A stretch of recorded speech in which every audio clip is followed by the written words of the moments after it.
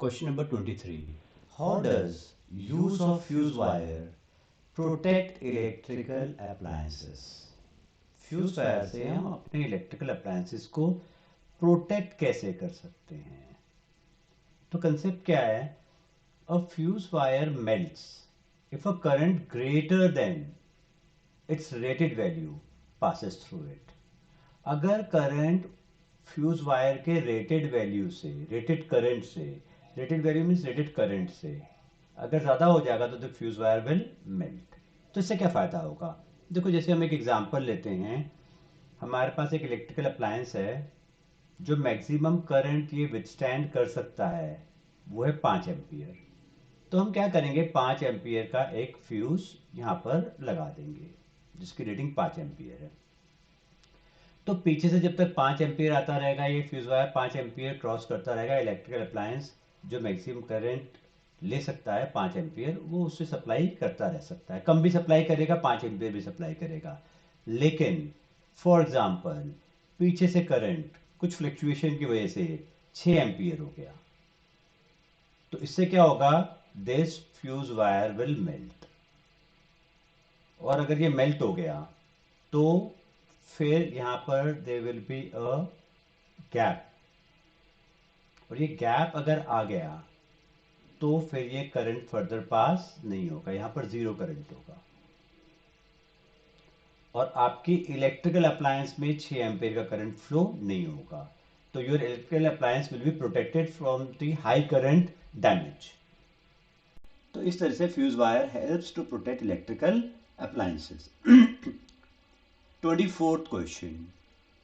What is the electrical resistivity? तो पहले इसी का आंसर ले लेते हैं. Electrical resistivity is defined mathematically written as rho A upon L.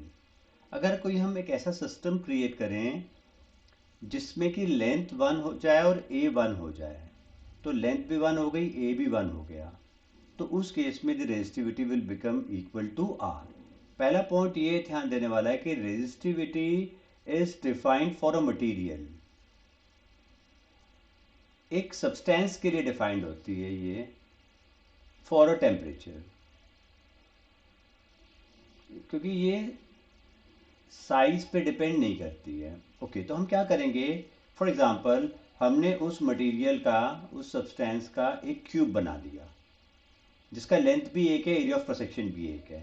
तो वी हैव एंश्योर्ड कि एल भी 1 हो जाए और ए भी 1 हो जाए. तो when L is 1, A is 1, then the resistivity becomes equal to R. तो बस ऐसे ही डिफाइन करेंगे हम.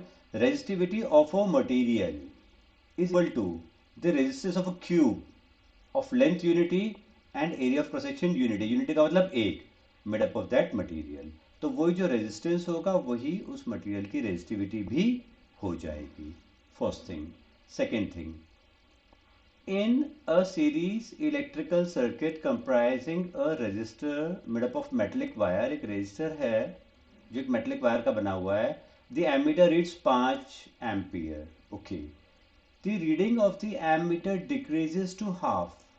आधी हो जाती है एमीटर की reading when the length of the wire is double. Length को डबल करने पर रीडिंग आधी हो जाती है. तो ये हमारे को जस्टिफाई करना है कि लेंथ को डबल करने पर रीडिंग आधी क्यों हो रही है. तो देखो, हम एक एग्जांपल लेते हैं.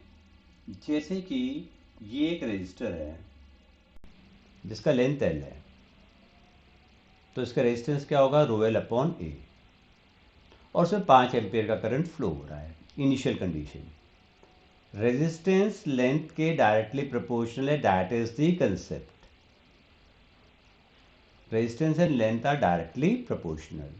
अब आपको क्वेश्चन में दे रखा है कि लेंथ को डबल कर दिया, and if the length is doubled तो एल की जगह पर क्या लिखना पड़ेगा? 2L. तो the resistance also gets doubled. तो नया रेजिस्टेंस डबल हो गया. और करंट किसके बराबर होता है? It is V upon R. तो पहले का करंट क्या था? V upon R. अभी नया करंट क्या होगा? V अपॉन, और R की जगह पर क्या आ जाएगा? 2R आ जाएगा. V अपॉन R किसके बराबर था? 5 एम्पियर. तो अब V अपॉन आर की जगह हम 5 एम्पियर लिखेंगे और अपॉन में ये 2 फैक्टर आ जाएगा रेजिस्टेंस बढ़ने की वजह से, तो इट इज़ 2.5 एम्पियर. तो the current will become half. That is the justification.